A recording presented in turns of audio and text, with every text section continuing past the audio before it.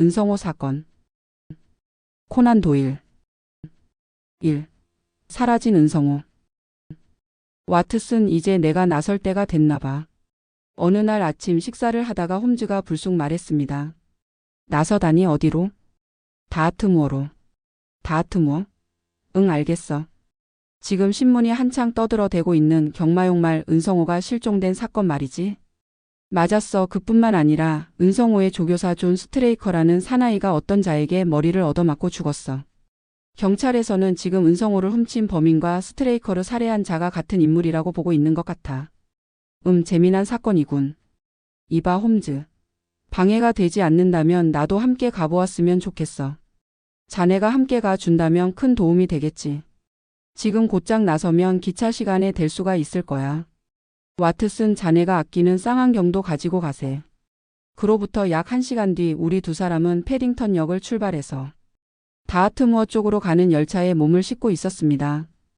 홈즈는 귓집까지 달린 여행용 모자를 눌러 쓴 채 출발역에서 산 여러 가지 신문들을 읽고 있다가 곧 그것들을 뭉쳐 좌석 밑으로 밀어넣고는 여송연을 꺼내어 나에게도 권하였습니다.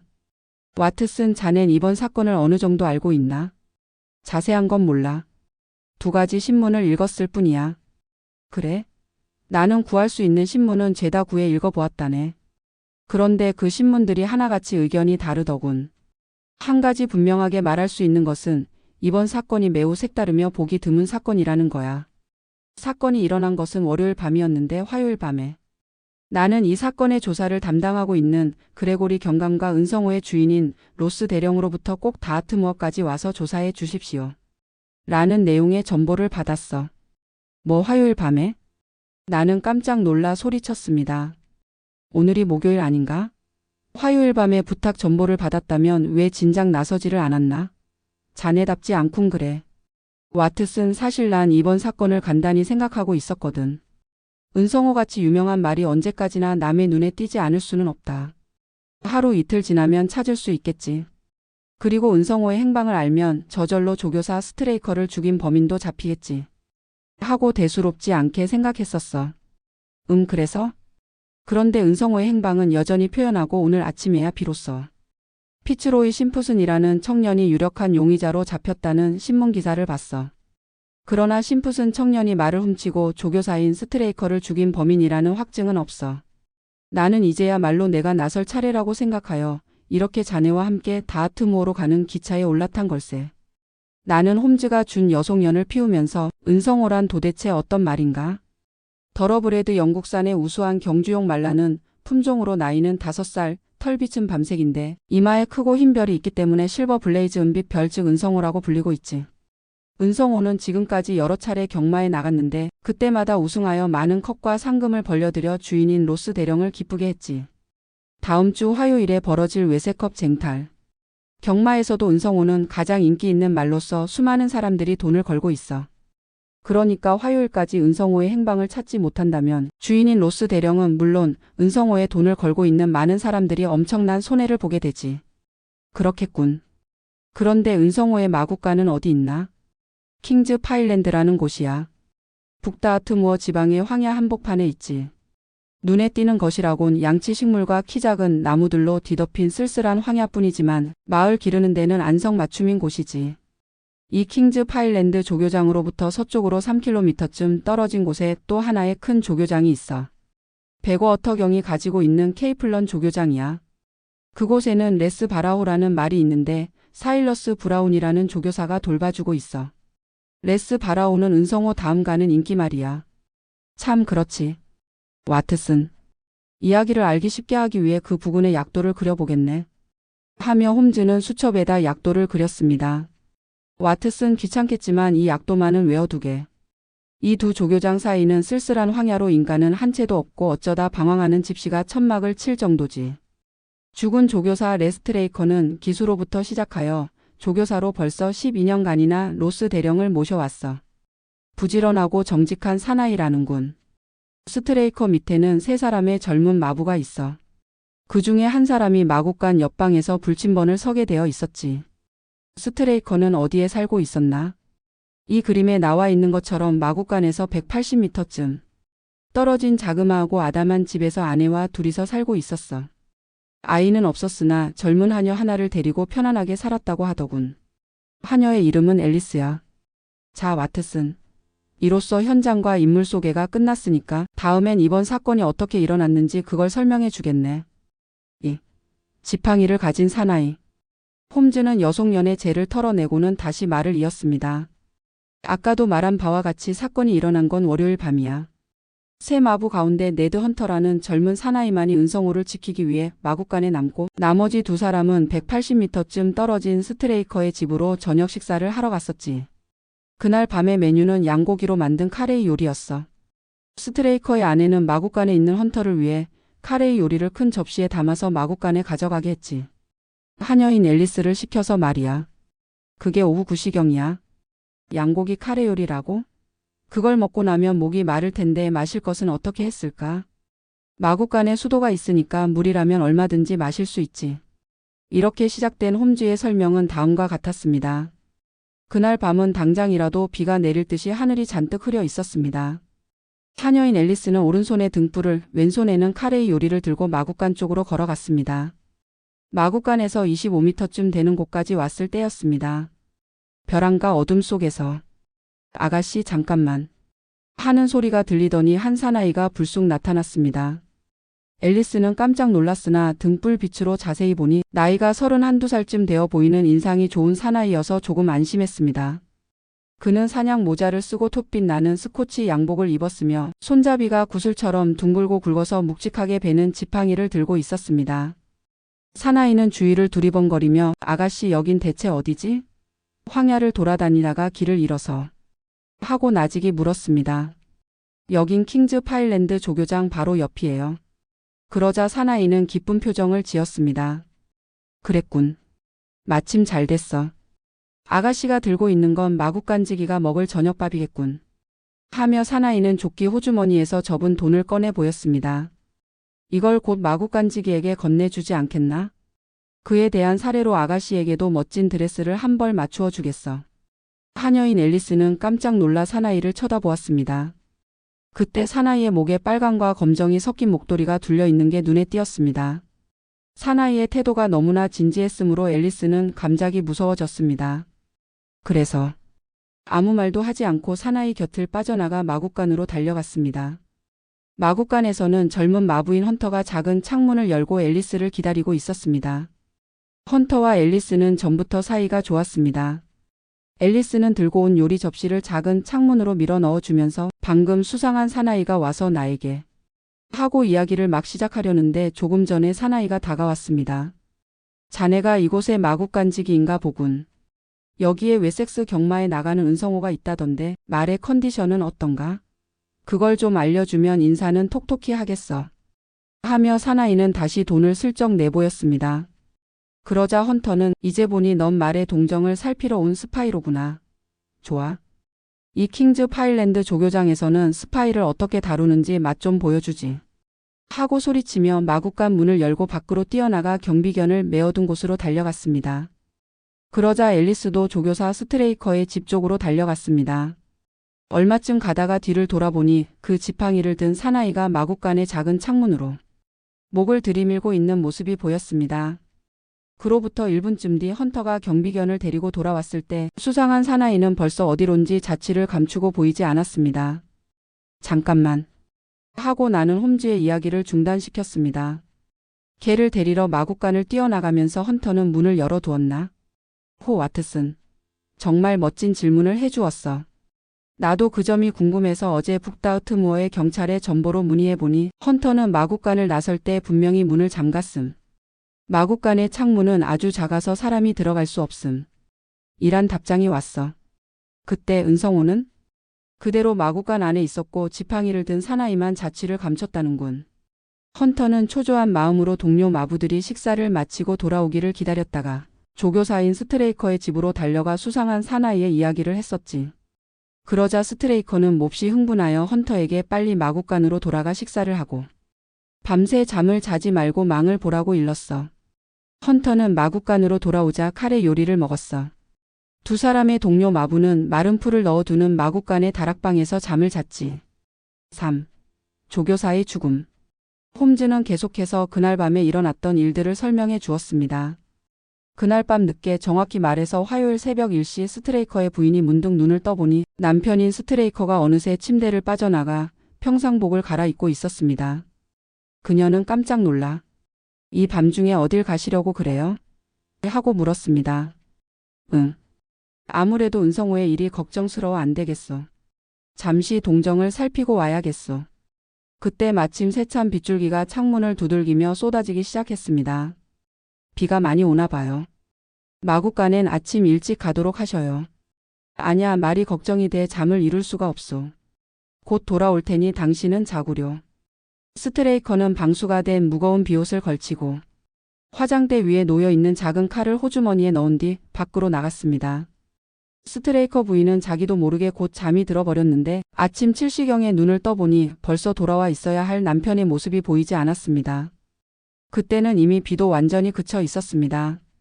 부인은 갑자기 남편 일이 걱정되어 하녀 앨리스를 데리고 마구간으로 달려갔습니다. 그런데 놀랍게도 마구간의 문을 활짝 열려 있고 은성호와 스트레이커의 모습은 그림자도 보이지 않았습니다. 또한 마구간 옆방에서 불침번을 서고 있어야 할 마부 헌터는 작은 창문 바로 곁에 있는 탁자 앞 의자에 기대 앉은 채 입을 딱 벌리고 고나게 잠들어 있었습니다. 탁자 위에는 먹다 남은 카레의 요리 접시가 놓여 있었습니다. 헌터 씨, 일어나세요. 부인과 앨리스가 몸을 마구 흔들었지만 헌터는 축 늘어진 채 눈을 뜨지 않았습니다. 앨리스는 건초를 놓아둔 방에서 자고 있던 두 마부를 깨워 데리고 왔습니다. 두 사람은 번갈아가며 헌터를 흔들어 깨우려고 했지만 역시 눈을 뜨지 않았습니다. 마부 중에 하나가, 아주머니 헌터는 아무래도 누군가가 강한 수면제를 먹인 모양입니다. 저절로 깨어날 때까지 놔두는 수밖에 없습니다. 하고 말했습니다. 그러자 또 한 마부가, 나는 밤중에 아무 소리도 듣지 못했습니다. 개가 짖는 소리도 은성호가 우는 소리도. 아주머니도 아다시피 스트레이커 씨는 종종 아침 일찍은 성호를 운동시키러 데리고 나가지 않습니까? 오늘 아침에도 비가 갠 걸 보고 은성호를 데리고 나간 모양이죠. 마구간의 벽에 걸려있던 제갈과 곱비가 없어진 걸 보아도 알 수 있습니다. 그렇다면 다행이지만. 하지만 아무래도 나는 은성호를 도둑 맞은 것 같은 느낌이 들어요. 부인이 걱정스러운 얼굴로 말했습니다. 그럼 서쪽 언덕에 올라가 보기로 합시다. 곧 알 수 있을 테니까요. 일행은 자고 있는 헌터를 그대로 두고 마구간의 서쪽으로 400m쯤 떨어진 언덕 위로 올라갔습니다. 거기에선 넓은 황야가 한눈에 내려다 보였습니다. 그러나 어느 곳에도 은성호와 스트레이커의 모습은 보이지 않았습니다. 그때였습니다. 갑자기 스트레이커 부인이 앗! 하고 외쳤습니다. 바로 옆에 우거져 있는 금작화 위에 스트레이커가 나갈 때 입었던 비옷이 걸쳐져 있었던 것입니다. 부인은 왠지 불길한 예감이 들어 가슴이 마구 두근거렸습니다. 바로 그때 앨리스가 앗, 저기 사람이! 하고 소리를 지르면서 언덕 기슭에 움푹 팬 곳을 가리켰습니다. 웅덩이처럼 생긴 땅바닥에 한 사나이가 반드시 하늘을 보고 들어 누워 있는 게 보였습니다. 일행은 급히 언덕을 뛰어 내려갔습니다. 쓰러져 있는 사나이는 틀림없는 조교사 스트레이커였는데 두 눈을 부릅뜬 채 몸이 이미 차갑게 식어 있었습니다. 이마 한복판을 굵은 몽둥이로 얻어맞은 듯 뼈가 으스러져 있었습니다. 그리고 오른쪽 허벅다리에는 날카로운 칼날에 벤 것 같은 길고 깊은 상처가 나 있었습니다. 그리고 스트레이커 자신도 범인을 상대로 쾌 격렬하게 싸운 듯 오른손에 꽉 쥔 작은 칼의 자루 있는 데까지 피가 묻어 있었습니다. 그리고 왼손엔 빨강과 검정 무늬가 섞인 비단 목도리를 쥐고 있었습니다. 뭐? 빨강과 검정 무늬의 목도리라고? 홈즈의 이야기에 취해 있던 나는 나도 모르게 소리쳤습니다.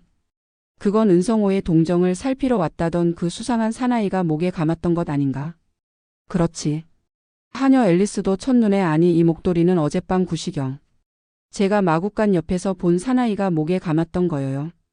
라고 했다는군. 스트레이커 부인은 처참한 남편의 시체를 보고 기절할 지경이었는데 앨리스의 도움을 받아 가까스로 집으로 돌아왔다고 하더군. 한편 마부 중에 한 사람은 급히 말을 몰아 다시 스톡시의 경찰에 이 사고를 알렸어. 그리하여 지방 경찰의 그레고리 경감이 사건을 담당하게 되었지. 홈즈는 다시 새 여송연에 불을 붙이며 이야기를 계속했습니다. 4. 그레고리 경감의 활약. 그레고리 경감은 나도 두세 번 만난 일이 있지만 맡은 일에 성실하고 머리가 쾌 좋은 사람이더군. 거기에 상상력이 조금만 더 곁들여지면 훌륭한 탐정이 될 수 있는 사람이야. 홈즈는 연기를 길게 내뿜으며 그레고리 경감이 사고 현장에 달려갔을 때의 일을 다음과 같이 이야기해 주었습니다. 그레고리 경감이 마구간에 달려갔을 때에는 이미 마부 헌터가 잠에서 깨어나 있었습니다. 그는 그레고리 경감에게 저는 평소에 불침번을 서다가 존 적이 없습니다.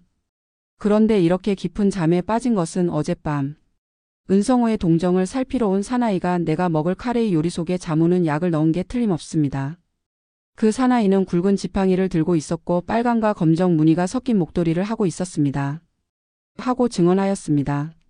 그러자 곁에서 앨리스도 거들었습니다.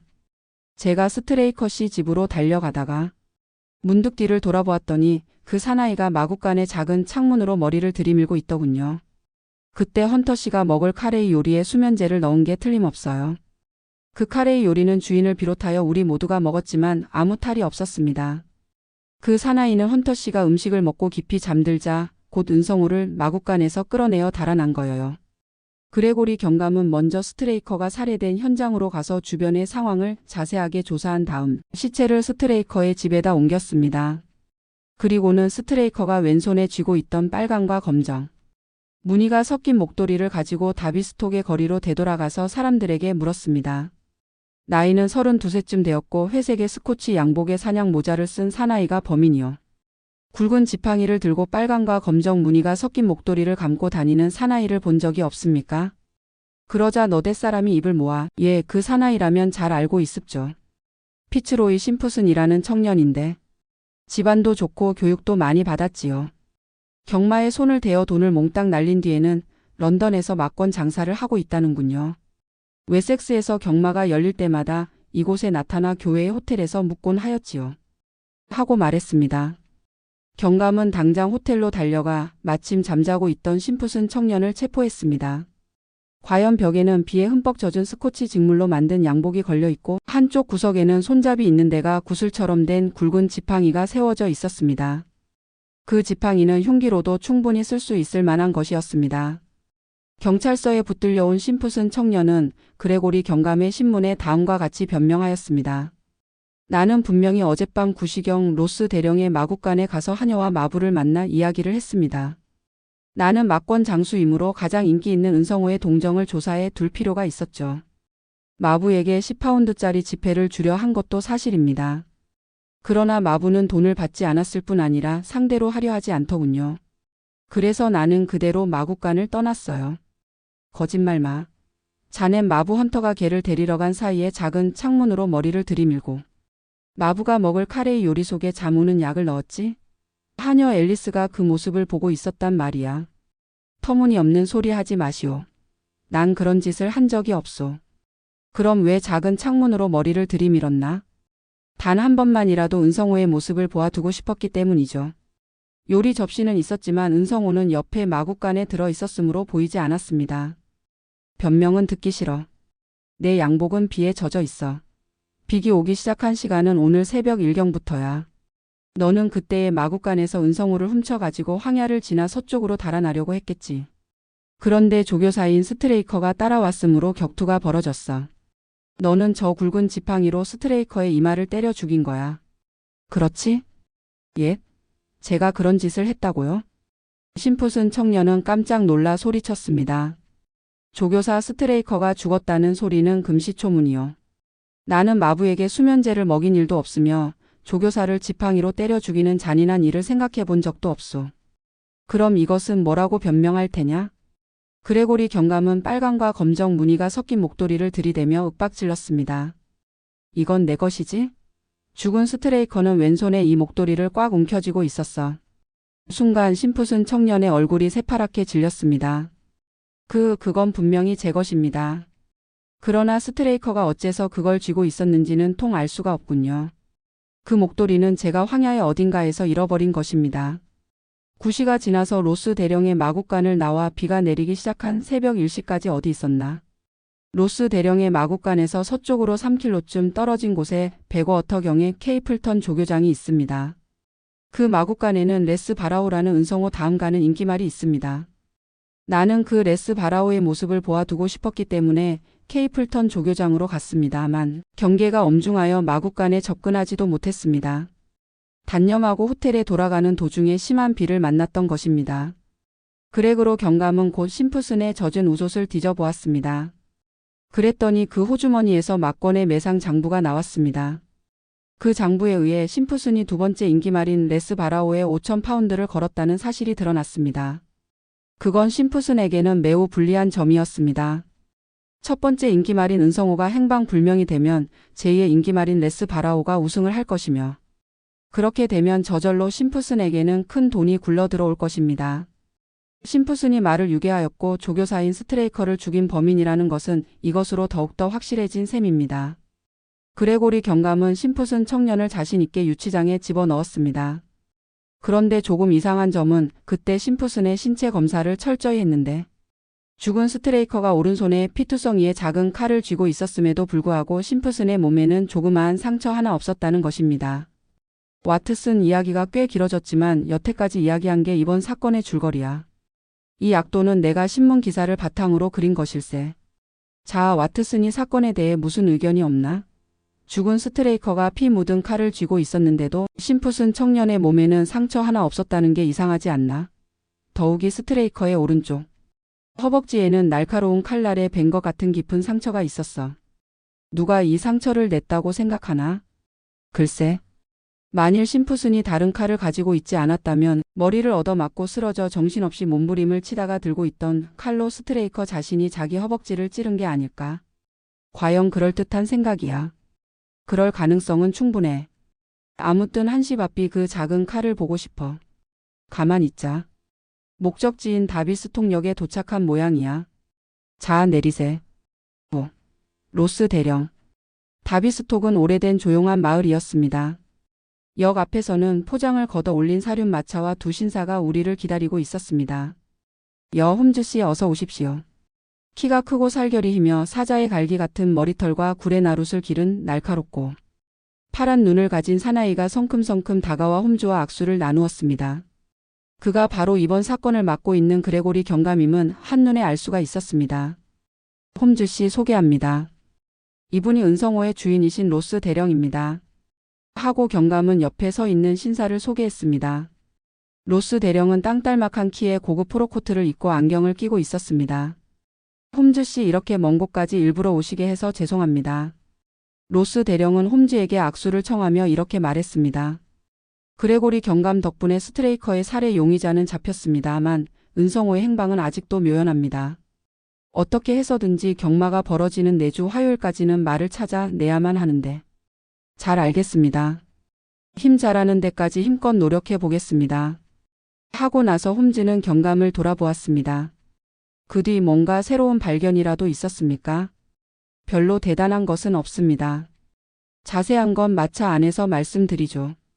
우리들 네 사람을 태운 마차는 고풍이 감도는 다비스톡 거리를 지나 곧 널따란 다하트무어 지방의 황야로 나섰습니다.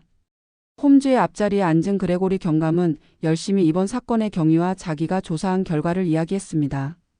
그것은 기차 안에서 홈즈에게 들은 이야기와 거의 비슷한 내용이었습니다. 그의 이야기가 끝나자 홈즈가 말했습니다. 그레고리 경감, 당신은 막권 장수인 심프슨 청년을 체포했다지요? 그렇습니다. 가장 유력한 용의자니까요. 나는 10중 8구 심프슨이 말을 훔쳐가고 조교사 스트레이커를 죽였다고 생각합니다.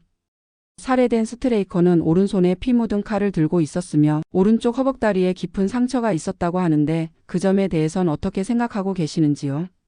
머리를 맞고 쓰러진 스트레이커가 몸부림치다가 잘못하여 자기 허벅지를 찔렀을 것이라고. 모든 사람의 의견이 일치했습니다.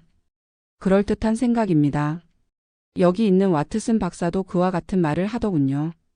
그런데 경감, 당신은 어떤 이유로 심프슨 청년을 용의자로 체포하셨죠? 우선 은성호가 없어지면 그에게 대단한 이익이 온다는 점입니다. 심프슨은 두 번째로 인기 있는 레스 바라오에 5,000파운드나 걸고 있었으니까요. 둘째로 그는 마부가 먹을 저녁 식사에 수면제를 넣은 혐의가 있습니다. 그리고 살인 도구로서 충분한 굵고 무거운 지팡이를 들고 있었습니다. 내가 지팡이를 조사했을 때 핏자국은 보이지 않았지만 손잡이가 구슬처럼 되어 있는데 안에는 납덩이가 들어 있었습니다. 그 무거운 지팡이로 세게 얻어맞으면 아무리 머리가 단단한 사나이라도 뼈가 으스러질 것입니다. 그리고 마지막으로 죽은 조교사인 스트레이커는 왼손에 빨강과 검정, 무늬가 섞인 심푸슨의 목도리를 꼭 쥐고 있었습니다. 홈즈 씨 이만한 이유가 있으면 심푸슨 청년을 범인으로 단정해도 되리라고 생각하는데요. 글쎄요. 설령 재판이 열린다고 하더라도 능숙한 변호사가 나서면 그만한 증거는 단번에 뒤집힐 것입니다. 예를 들어 심푸슨 청년은 왜 은성우를 마국간에서 황야로 끌고 갔을까요? 경마에 내보내지 못하도록 하기 위해서라면 마국간 안에서 은성우의 발에다 조그만 상처만 입히면 되잖소. 그건 그렇습니다. 하지만 홈즈 씨, 우리는 심푸슨이 은성우를 황야로 끌고 나갔다고 생각될 만한 새로운 사실을 발견했습니다. 호, 그래요?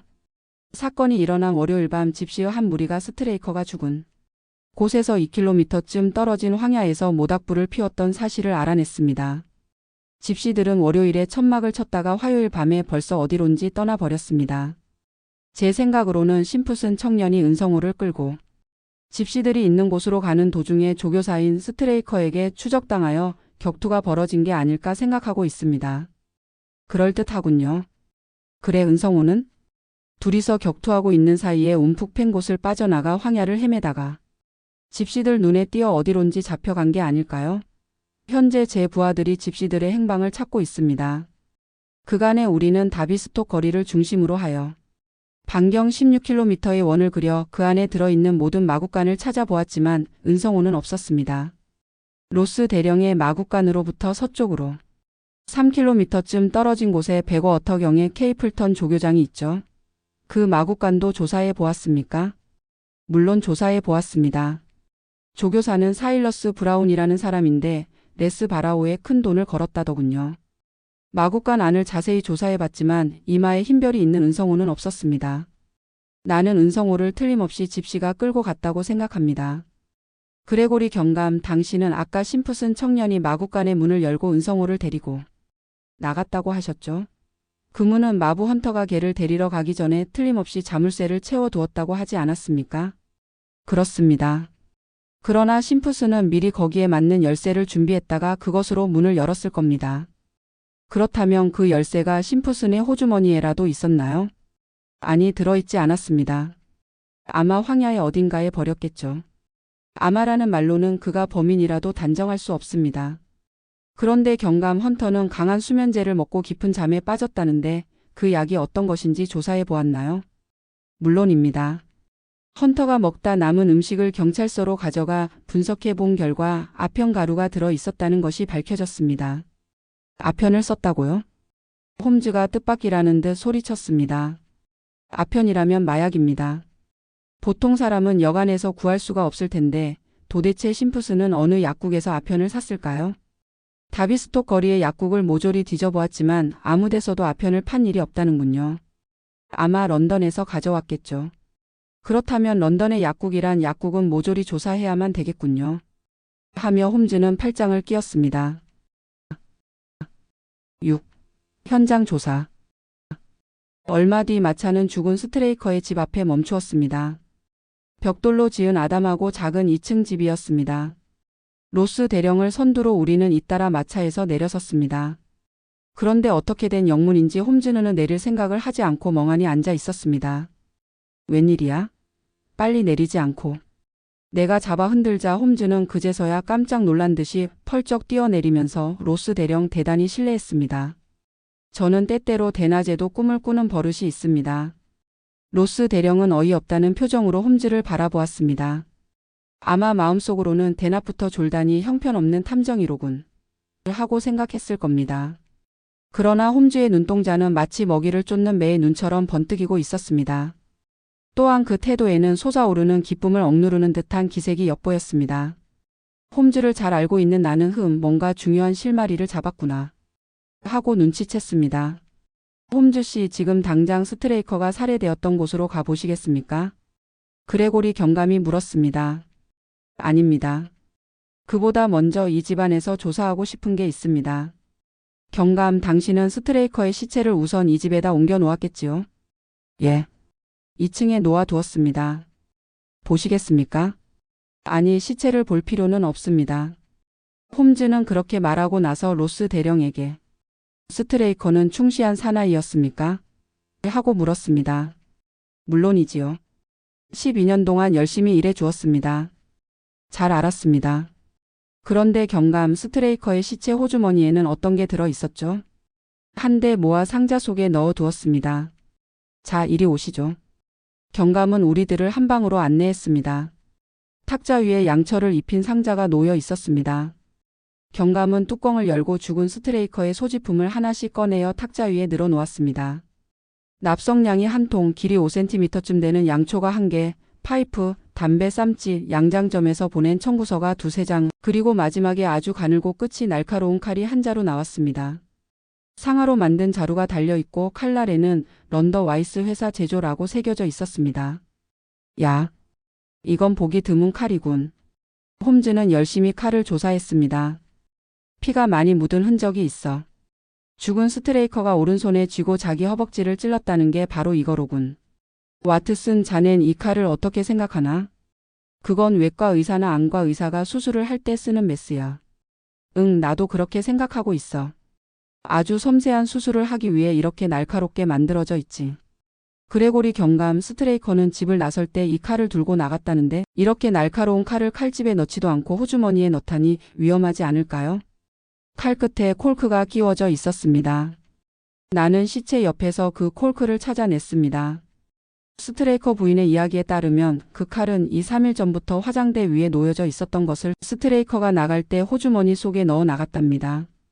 무슨 목적으로 이 칼을 가지고 나갔을까요? 이렇게 가늘고 작은 칼은 호신용으로 그다지 도움이 되지 않을 텐데. 그 칼 외에 손쉽게 가져갈 만한 게 없었기 때문이겠죠. 그럴 수도 있겠지요. 그런데 여기 런던의 폰드가에 있는 양장점에서 윌리엄 다비셔 씨 앞으로 보낸 청구서가 있는데 다비셔 씨란 누구인가요? 스트레이커 부인의 이야기에 따르면 죽은 스트레이커의 친구로 가끔 다비셔 씨 앞으로 편지도 왔다고 하더군요. 홈즈는 청구서를 이리저리 뒤적이다 놀란 듯이 말했습니다. 야, 대단한 사람이군. 들에서 한 벌을 21파운드나 들여 만들다니. 다비셔 씨 부인은 여간 사치스럽고 호화로운 여자가 아닌 모양이군. 이번엔 스트레이커가 죽은 장소로 안내해 주십시오. 우리들이 복도로 나가자 30살쯤 되어 보이는 부인이 슬픈 표정으로 힘없이 서 있었습니다. 첫눈에 죽은 스트레이커의 아내임을 알 수 있었습니다. 저 경감님, 주인을 죽인 범인은 붙잡혔나요? 아직은 증거가 확실치 않아서.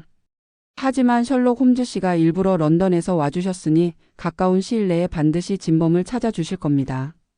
경감이 달래듯이 말했습니다. 홈즈는 물끄러미 스트레이커 부인을 바라보다가 부인 언젠가 프리머드의 야유회에서 뵌 적이 있는 것 같군요. 하고 말했습니다. 아닙니다. 홈즈 씨, 당신을 만난 것은 오늘이 처음입니다. 아니, 분명히 뵌 적이 있습니다. 그때 부인은 타조의 깃털 장식이 달린 비둘기색 비단 드레스를 입고 계셨죠? 전 그렇게 좋은 옷은 없어요. 그랬던가요?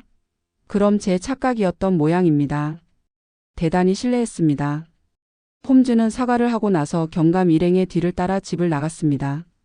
마구간 옆을 지나 400m쯤 서쪽으로 가니 스트레이커의 시체가 발견된 움푹 팬 곳이 나왔습니다. 그레고리 경감 스트레이커가 집을 나갈 때 입고 있었던 비옷은 여기에 걸쳐져 있었다고 했죠. 근처에 우거진 금작화를 가리키며 홈즈가 물었습니다. 그렇습니다. 그날 밤에 바람이 불었던가요? 바람은 불지 않았지만 비가 몹시 내렸습니다. 그렇다면 비옷은 바람에 날린 것이 아니라 누군가가 여기에 놓아두었다고 생각할 수 있겠군요. 그렇죠. 그거 참 재미있군. 중요한 단서의 하나입니다. 그런데 그레고리 경감, 움푹 팬 땅바닥에 발자국이 많이 찍혀 있는데 당신과 부하들의 발자국도 섞여 있습니까? 아닙니다. 우리는 여기에 가마니를 한 장 깔고 그 위에 서 있었습니다. 그거 참 잘하셨군요. 홈즈 씨, 이 가방 속에 스트레이커가 신고 있던 장화 한 짝, 심풋은 청년이 신고 있던 단화 한 짝, 그리고 은성호의 낡은 말굽쇠 하나를 넣어 가지고 왔습니다. 경감, 당신은 정말 빈틈없는 분이군요. 홈즈는 가마니와 가방을 받아들자 움푹 팬 땅바닥으로 내려갔습니다. 그리고 가마니를 앞으로 밀어놓고 그 위에 엎드린 다음 양손으로 턱을 갠 채 막 짓밟힌 진창을 열심히 조사하였습니다. 그러다가 벼랑간 찾아냈어. 하고 기쁜 듯이 소리치며 가느다랗고 작은 나뭇가지 같은 것을 집어 올렸습니다. 자세히 보니 그것은 반쯤 타다만 납성량 갭이었습니다. 그런 게 있었던 걸 몰랐군요. 그레고리 경감은 무한한 표정을 지었습니다. 진흙 속에 들어 있었으니까 몰랐던 게 당연하죠. 나는 아마 이런 것이 있을 거다 하고 생각하며 찾았거든요. 홈즈는 가방에서 스트레이커의 구두와 심프슨의 구두를 꺼내어 진창 위에 발자국에 하나하나 대어보더니 이번에는 언덕 위로 올라가 양치 식물의 숲을 속을 마치 사냥개처럼 기어다녔습니다. 홈즈 씨 아무리 찾아보아도 이젠 발자국은 없을 겁니다. 그 근방은 제가 세밀히 조사를 했으니까요. 그레고리 경감이 말했습니다. 그렇게까지 말씀하시니 이상 찾는 것은 신뢰가 되겠군요. 대신 나와 와트슨 박사는 해가 질 때까지 이 근처를 산책이나 할까 합니다. 로스 대령은 초조한 듯 연방 시계를 들여다보며 그레고리 경감 홈즈 씨는 아직 말의 행방도 알아보지 못한 이때 산책을 하고 싶다고 말하는군요. 우리는 먼저 스트레이커의 집으로 물러납시다. 당신에게 여러 가지 상의하고 싶은 게 있습니다. 우선 이번 화요일에 경마에서 은성호의 이름을 빼야겠습니다. 그렇지 않으면 은성호에 돈을 걸고 있는 많은 사람들에게 큰 피해를 입히게 될 테니까요. 하고 말했습니다. 아닙니다. 로스 대령 그럴 필요는 없습니다. 화요일까지 은성호를 반드시 찾아내도록 하겠습니다.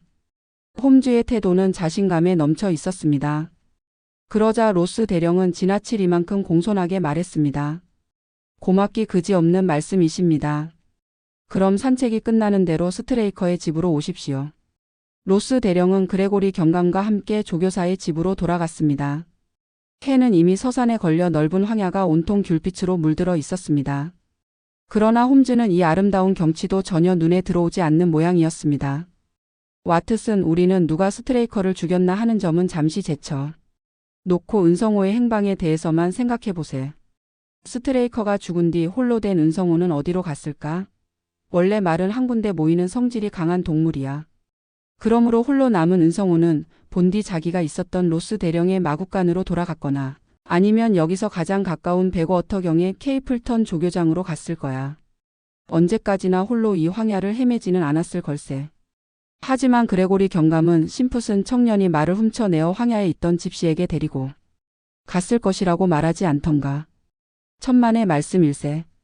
집시들은 경찰에 걸려드는 걸 가장 싫어한다네. 그러므로 무슨 사건이 생겼다는 소리를 들으면 당장 천막을 걷어 어디론지 가버리곤 하지. 게다가 은성호처럼 유명한 말은 팔려고 내놓아도 사려는 사람이 없을 거야. 집시들은 이번 사건과는 아무 관계도 없네. 그런 말은 도대체 어디로 갔을까? 아까도 말했듯이 은성호는 제 마국간으로 돌아오지 않았으니 갈 곳이라고는 한 군데 밖에 없어.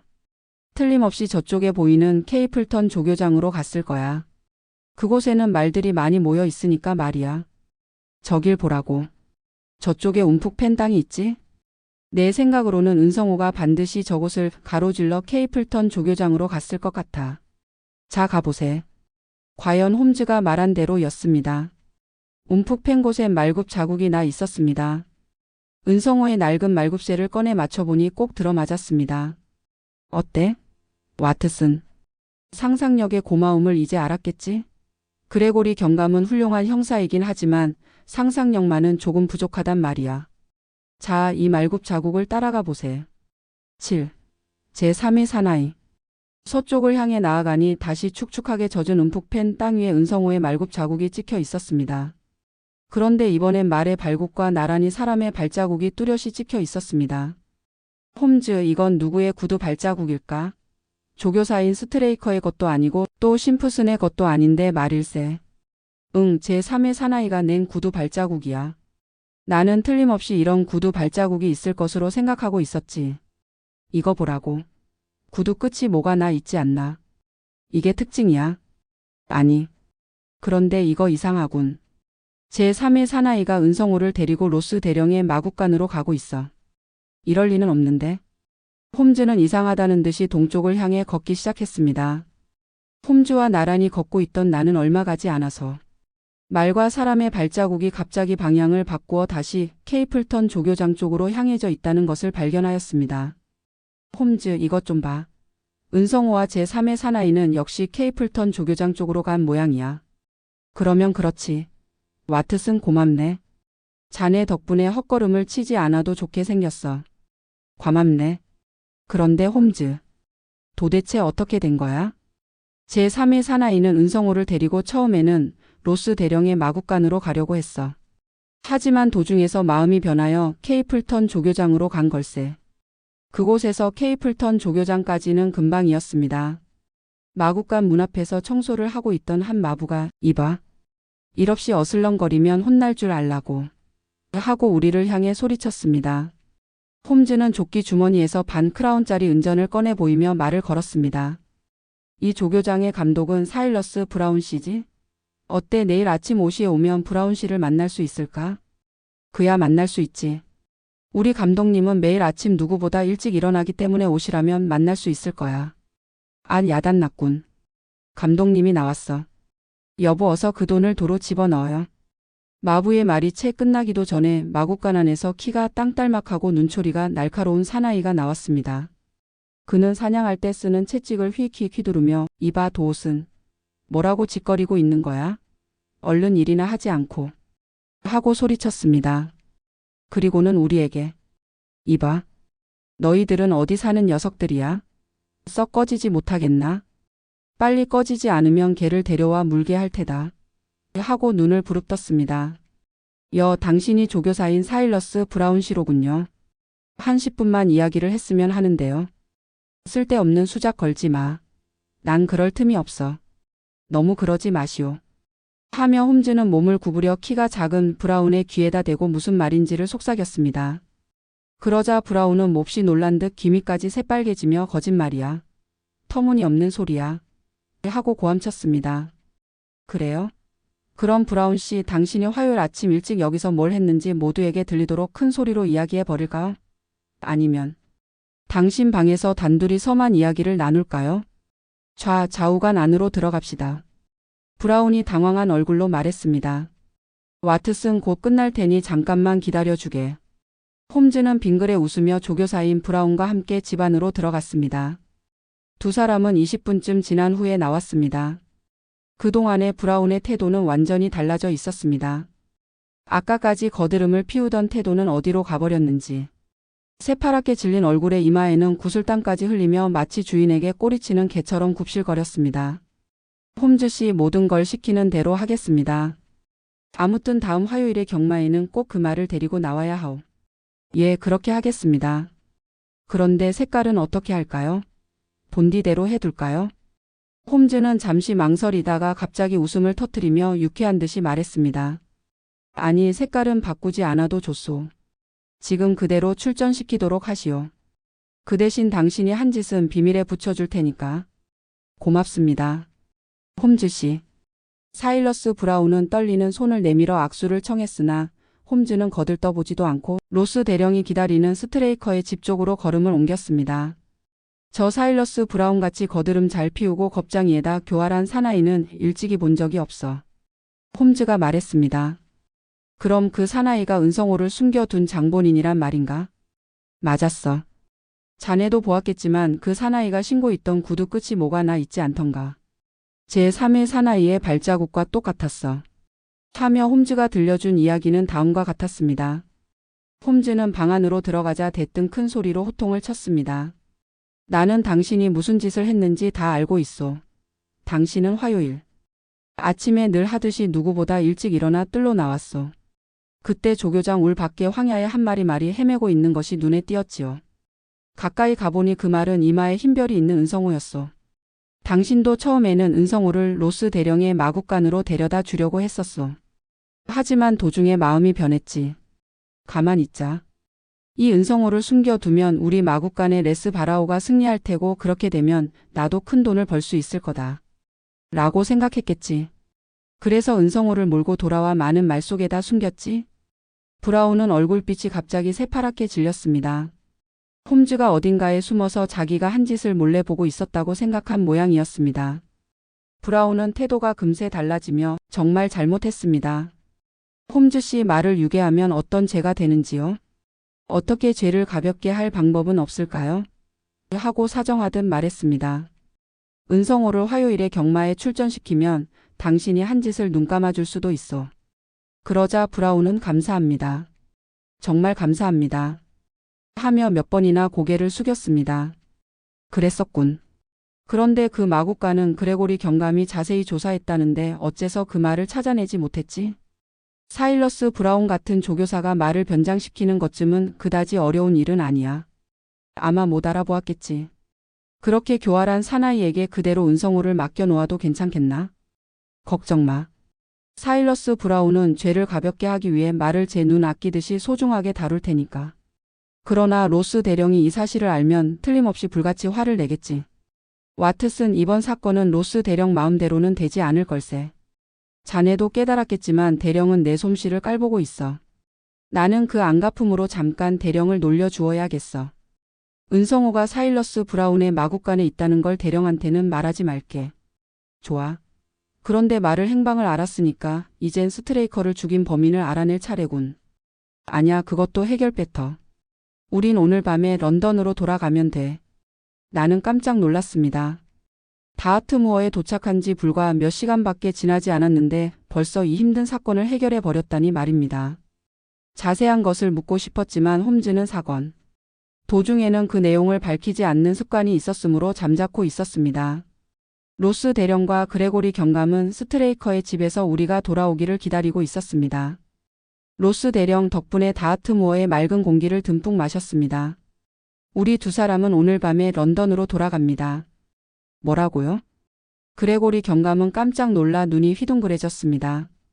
로스 대령은 코웃음을 치면서 그런 말의 행방도 모르고 스트레이커를 죽인 범인도 잡을 수 없단 말입니까? 하고 말했습니다. 힘든 사건이었습니다. 그러나 화요일에 경마에 당신의 은성호는 틀림없이 출전할 겁니다. 그러니까 기술을 준비해 두십시오. 그리고 그레고리 경감 죽은 스트레이커의 사진이 있으면 잠깐 빌려주십시오. 그레고리 경감은 호주머니에서 사진 한 장을 꺼내어 홈즈에게 건네주었습니다. 고맙소. 당신은 내가 원하는 것을 모두 갖추어 두셨군요. 이제부터 나는 이 집의 하녀인 앨리스에게 잠깐 물어보고 싶은 게 있습니다. 홈즈가 방을 나가자 로스 대령은 여전히 빈정거렸습니다. 런던에서 일부러 탐정을 불러왔지만 아무 소용이 없었어. 나는 기분이 상하여 대들듯이 말했습니다. 하지만 홈즈는 은성호가 경마에 나갈 수 있다는 것만은 보증해 주었습니다. 보증이라고요? 나는 입으로 하는 보증은 필요 없어요. 말이나 얼른 찾아 주었으면 해요. 그러고 있는데 홈즈가 돌아왔습니다. 그는 유쾌한 표정으로 여러분 조사는 모두 끝났습니다. 자, 함께 다비스톡으로 갑시다. 이윽고 우리는 밖으로 나와 마차에 올랐습니다.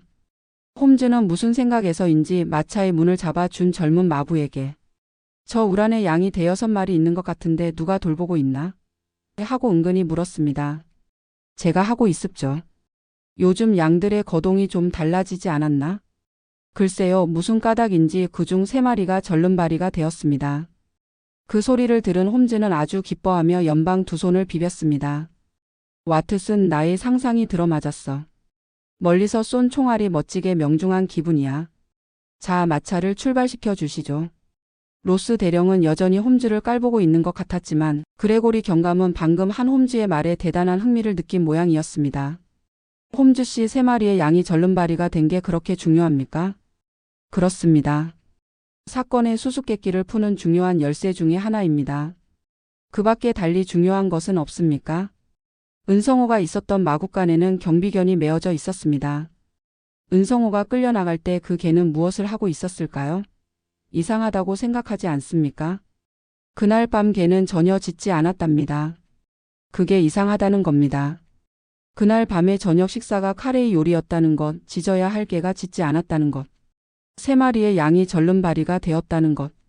이 3가지를 종합하면 당신도 아마 수수께끼를 풀 수 있을 겁니다. 당신이 잡아놓은 심풋은 청년은 아무런 죄도 없습니다. 자세한 것은 화요일에 경마가 끝난 뒤에 이야기하죠.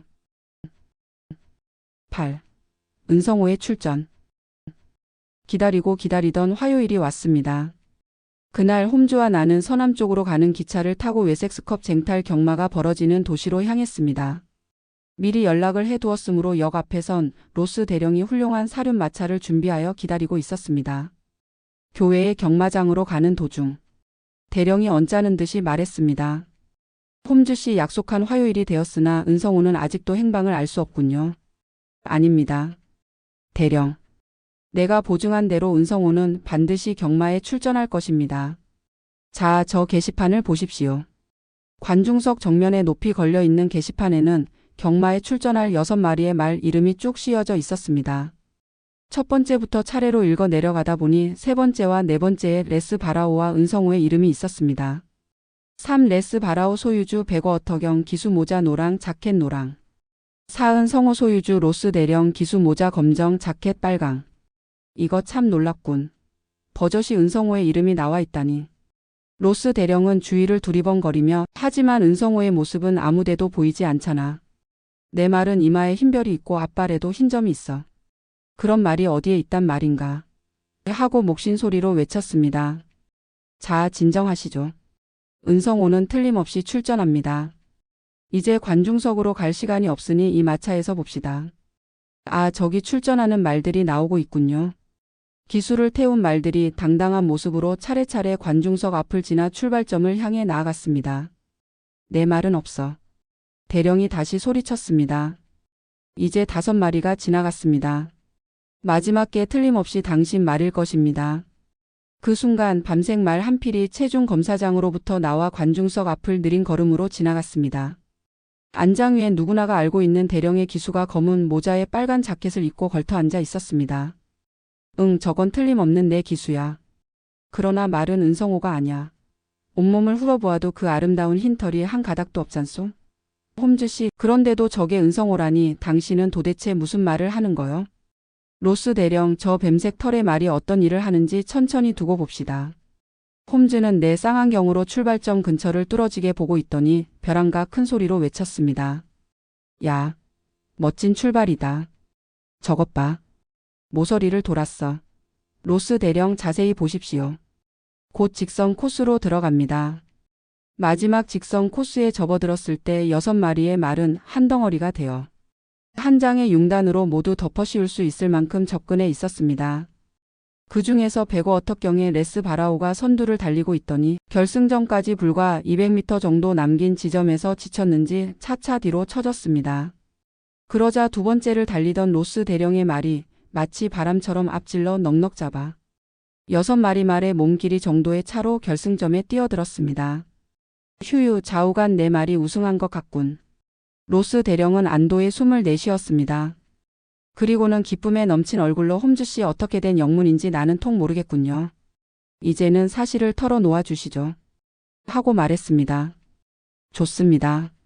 그러나 그러기 전에 먼저 말을 살펴보러 갑시다. 체중 검사소에 가보니 한 마부가 열심히 밤색 말의 목덜미와 가슴을 문질러주고 있었습니다. 로스 대령, 포도주로 말의 이마와 앞발을 씻어 보십시오. 그러면 포도주의 알코올 때문에 물감이 빠질 겁니다. 로스 대령은 홈즈의 말대로 포도주를 손수건에 적셔가지고 말의 이마와 앞발을 씻어 주었습니다. 그러자 과연 이마에는 크고 흰 별이 그리고 앞발에는 흰 얼룩이 나타났습니다. 아니, 이건 분명히 은성우다. 홈즈 씨, 이게 대체 어떻게 된 영문입니까? 은성우는 어떤 사기꾼에 의해 숨겨져 다른 색으로 칠해진 것입니다. 내가 일부러 그대로의 모습으로 달리게 했습니다. 홈즈 씨, 당신이 하신 일은 기적이라고 밖에 생각되지 않습니다. 말은 전보다 훨씬 원기가 있어 보이는군요. 당신의 솜씨를 의심해서 정말 죄송합니다. 뻔뻔스런 부탁입니다만 조교사 스트레이커를 죽인 범인도 붙잡아 주시면 더욱 고맙겠습니다만. 홈즈는 빙그레 웃었습니다.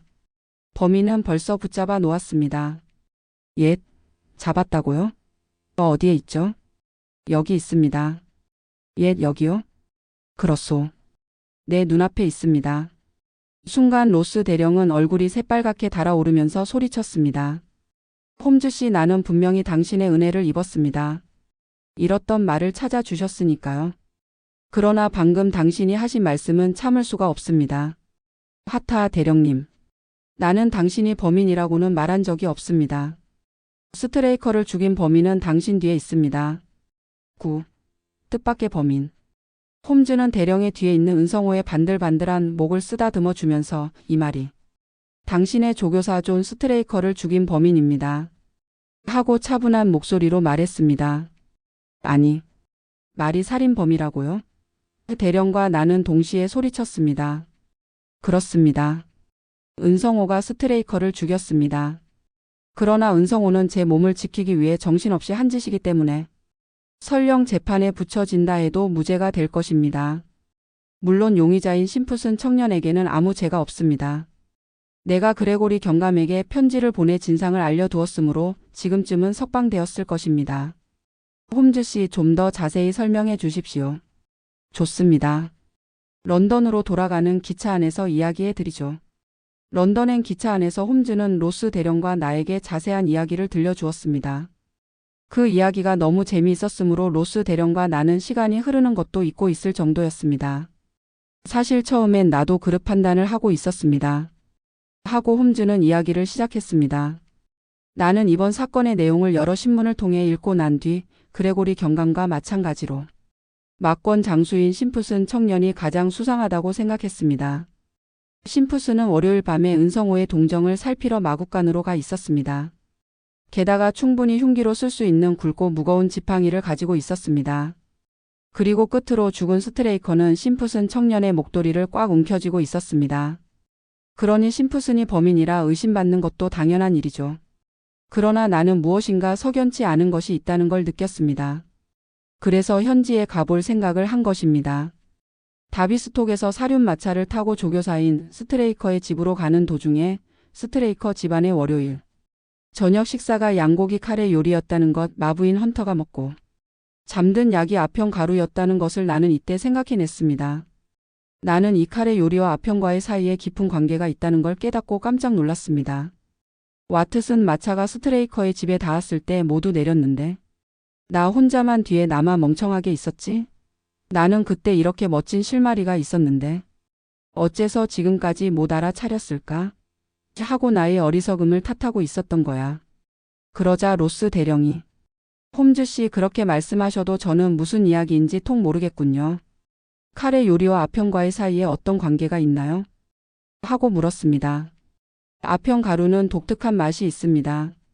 만일 보통 요리에 아편을 섞는다면 아니 이 요리는 이상한 맛이 나는걸 하고 곧 알아차릴 겁니다. 하지만 카레 요리에 아편을 섞는다면 카레 가루의 독한 맛 때문에 아편의 맛이 없어져 누구도 알아차리지 못합니다.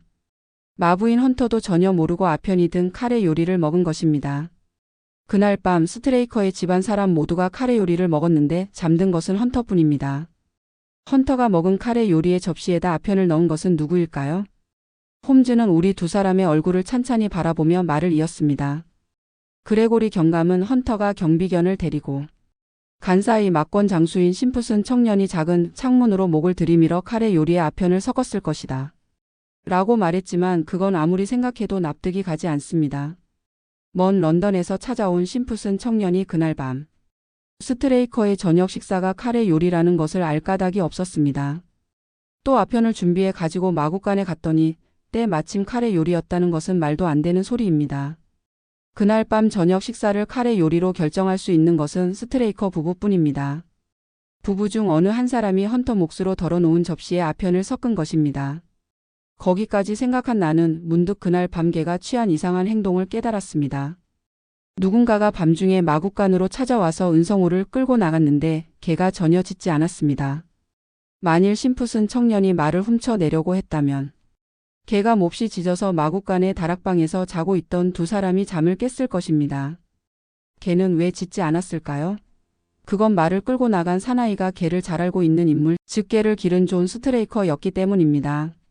나는 그때부터 마부인 헌터에게 잠오는 약을 먹이고 은성호를 마국간에서 끌어낸 것은 대령님의 조교사인 스트레이커가 틀림없다고 확신하게 되었습니다.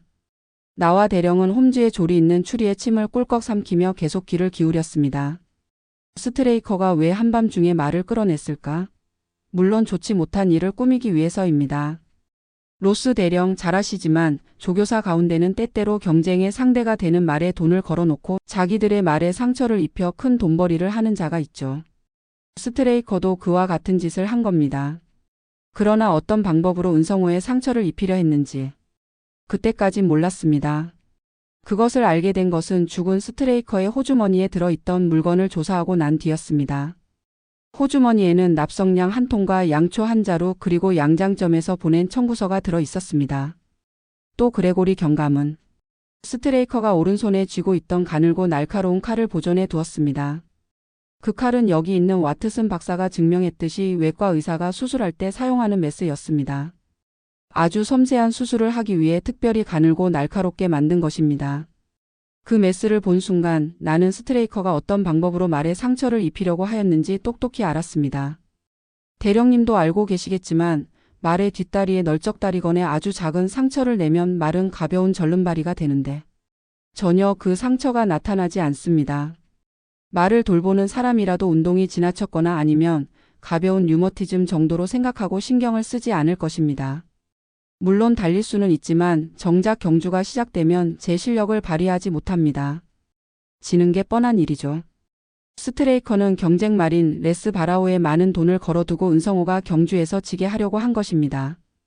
괘씸한 놈 같으니 내가 12년 동안이나 돌보아 주었는데 그런 나쁜 짓을 꾸미다니. 로스 대령은 주먹을 불끈 쥐고 분노에 몸을 떨었습니다. 그러나 쉽게 믿어지지 않는 듯. 말의 널쩍다리에 상처를 입히는 것쯤 마구간 안에서도 얼마든지 할 수 있었을 텐데 왜 일부러 밖으로 끌어냈을까요? 하고 물었습니다. 은성호처럼 민감한 말은 메스 끝으로 조금만 찔러도 큰 소동을 벌여 다락방에서 자고 있던 마부를 깨울 것입니다. 그래서 아무 눈에도 띄지 않고 소리도 들리지 않는 저 움푹 팬 곳까지 말을 데리고 갔던 것입니다. 그랬군요. 그래서 그의 호주머니에 납성냥과 양초가 들어 있었군요. 그런데 홈즈씨, 나는 스트레이커에게 매달 충분한 급료를 지불했습니다.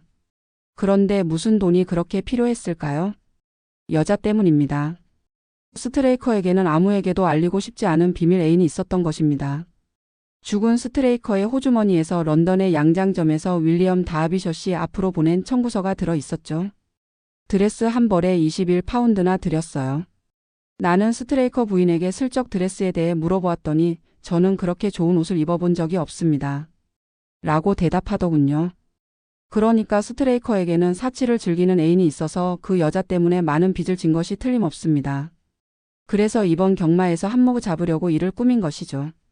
나는 윌리엄 다하비셔라는 것은 가공의 인물로 사실은 스트레이커 자신이 틀림없다고 생각했으므로 그레고리 경감에게서 스트레이커의 사진을 빌려가지고 런던으로 돌아갔습니다.